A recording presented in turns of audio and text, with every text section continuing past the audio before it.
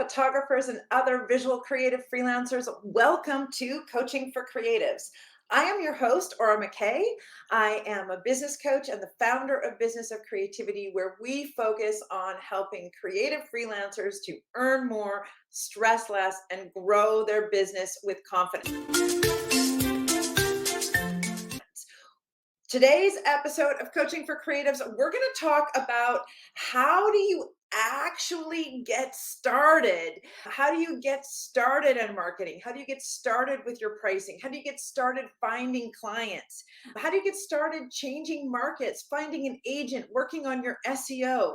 There's so many different tasks that we do in our creative business, and so many of them can feel daunting or impossible, or they can show up as having no idea where to start or how to do it.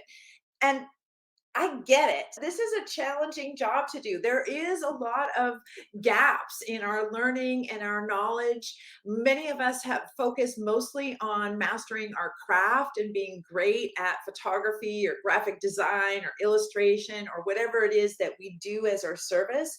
And maybe we don't have the same level of confidence or knowledge or skills when it comes to our creative business. This is where I come in because I bring in all of my years of experience and I help you figure out where and how to get started. But today's episode of Coaching for Creatives is going to be my top tips of how you can do that on your own. So these are the things that you can do when you're looking at an activity or a task in your business, or maybe you're brand new to freelancing and you don't actually know how to start your freelancing business. These tips can help you figure out how to get out of that uncertainty, how to move past that sort of deer in the headlights. I don't know what to do. I don't know how to start. It all feels so overwhelming and big. These tips are ways to be able to move you from inaction to action, because the only time things change is when we take action. Actions create change, create results in our lives. And so if you're paralyzed or you're overwhelmed or you're stuck and you're overthinking, you don't know which direction to go in, you need to get into action. These are my best tips for getting into action.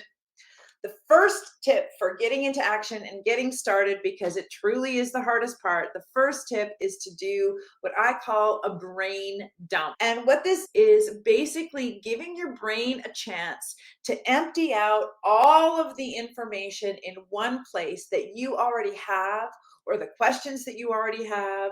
It's a place for you to just get really present to what you might already know, or the information you might already have. Being able to do a brain dump it doesn't have to be super structured. I like to set a timer so that I'm not thinking, oh gosh, how long have I done this? Or have I done it long enough? Or should I do it for 5 more minutes? Or what's happening? Typically, I like to set a timer. 5 minutes is a great place to start. A pen and a paper is the best tool that I know to do the brain dump, because it seems to access some of our kinetic learning and the sort of pen to brain connection that can happen. And a brain dump is just you writing down everything that you know, that you believe, that you assume, that you guess, that you imagine about the subject or the topic. All of the things maybe that you've been told, even if they are contradictory, get them out onto a paper so that they're no longer crowding your brain, causing you to overthink or be pulled in multiple directions. Getting them so that you can actually look at them will help you be more objective and likely help you be able to find the one thing that's going to give you a place to start. If you can't find any place to start after you've done a brain dump, pick one of the things that you've written down and go do a reality check. Was that really an assumption? Is this thing that I wrote down actually true? And often, just by taking the action of writing it down, you're already starting to get into motion and get started. That is you getting started. And then, if you take the next step of going to check to see if your assumptions or your brain dump is in fact the reality, that keeps you moving again.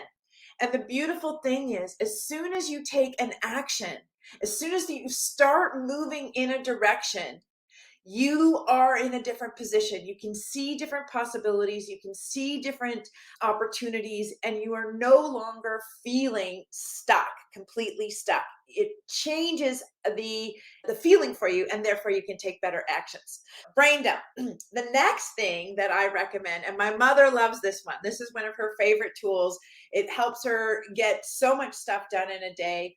And especially if you are looking ahead at a project and it feels really big or it feels really overwhelming, like maybe doing your taxes or maybe redoing your website, and it just feels completely overwhelming and you don't really know how to get started or where to get started, a 2-minute action.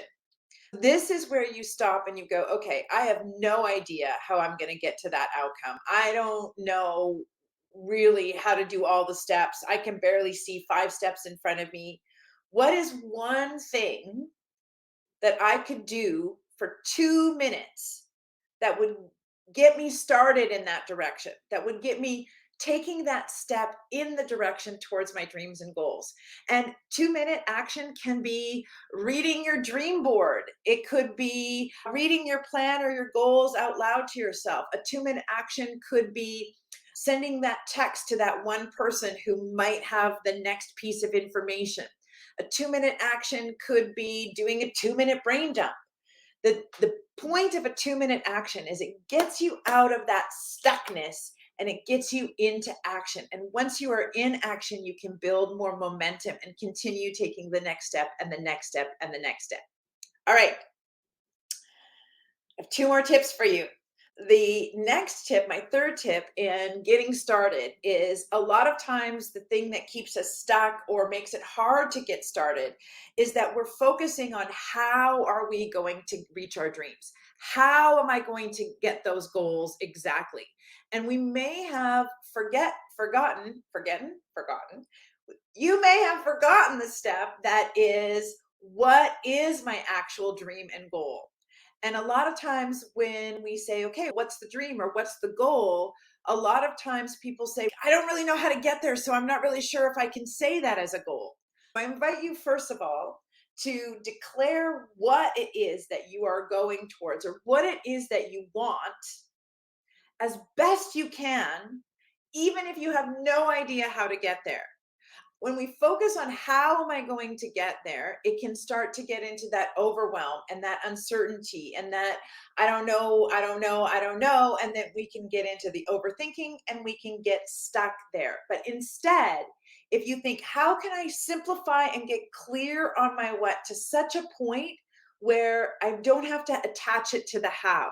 For an example, this morning I was working on an alignment call with someone, just trying to get a sense of what it is that they wanted in their freelance business so that I could decide whether or not one of my courses or my private coaching was going to be the best fit for them. And while I was talking to them, we were chatting and I kept hearing kind of all of these different things that could have been the goal and were influencing, and yeah, but, and I could go here and yeah, but, and I don't know.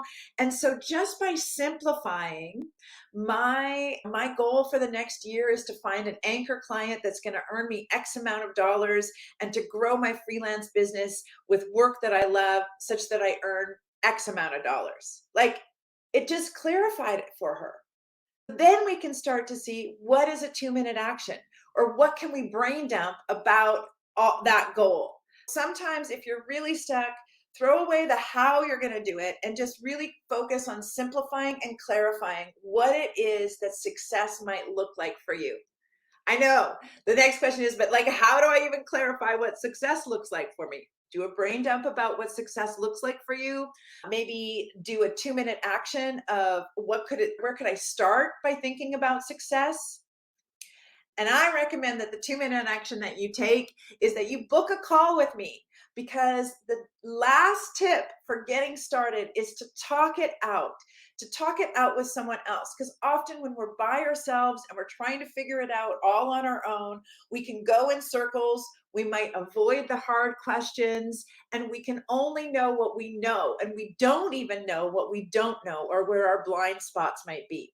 Talking it out with another person, maybe an expert, maybe a friend, maybe someone who is a colleague for you, or maybe a coach or a business trainer is a good person to talk it out with so that you can find clarity, so that you can find that freedom or that break or that opportunity to get started. Because I promise you that once you've gotten started and you're in action, you will build momentum. And building that momentum feels amazing as you continue to start celebrating those small wins on your way to those big results.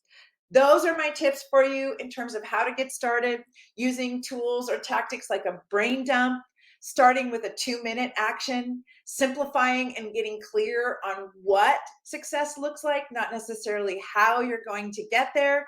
And finally, having someone you trust to talk it out with to help you figure it out because it is hard to do on your own. I would love to be that person for you. Please do check the links and book a call with me. And if you just want to get started by learning more about freelancing and freelancing business, be sure to subscribe to my YouTube channel or to subscribe to my podcast, Coaching for Creatives. Thanks so much for joining me here today. I'm Aura McKay, and I'll see you here next time.